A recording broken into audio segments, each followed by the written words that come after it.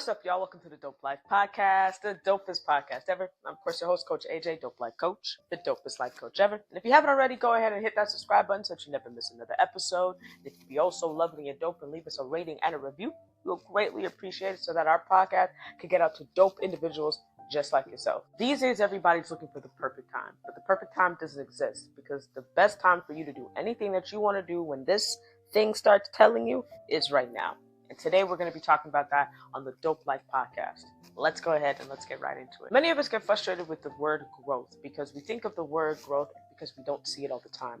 But many times you are growing right now. There's things in your life right now that you have worked on, prayed on, manifested, spoken into the universe, asked for it, begged for it, and now you have it. But let me ask you, have you thanked yourself for achieving it? Have you thanked the higher ups for aligning it with you? You see, growth is sometimes invisible. And sometimes we think that growth is going to show up in some way or some form. Right now, you probably have some type of growth that you hit and you haven't even recognized it. But it's important in this season as you are growing to be patient and consistent and disciplined, but mainly patient.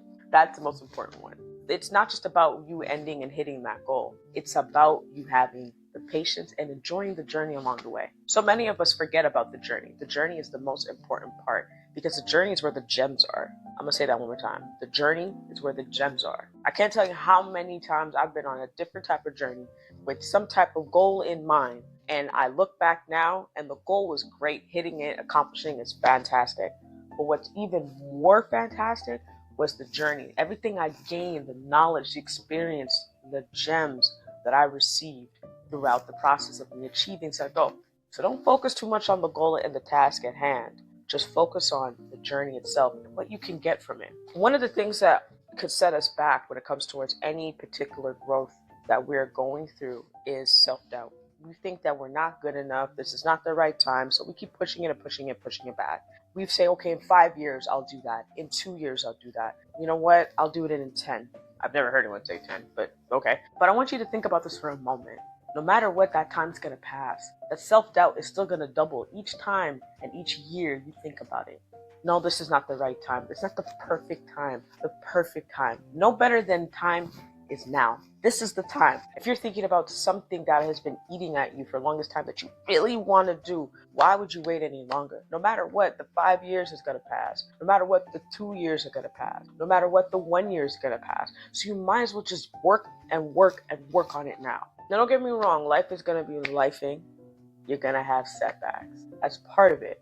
But I want you to think about your setbacks as a mission. In fact, create a mission statement. Create a mission statement of the goal of the thing that you're trying to work towards or grow in. So for example, let's say your goal is to save $20K for your children's education and you have a bit of a setback. And all of a sudden, self-doubt comes in, the lack of confidence comes in. This is not possible. I'm not going to do it by this date. First thing you got to do is adjust the situation. Acknowledge and adjust. You want to acknowledge it. This is happening. I'm aware that it's happening. What can I do about it? Well, I can redirect and move this and blah, blah, blah, blah, blah. That's your adjustment stage. Now you're adjusting the situation. After that, you reevaluate. Is this feasible? Can I pull this off right now with this thing that came in and knocked me on my ass? You know what? Let's test it out for 6 months.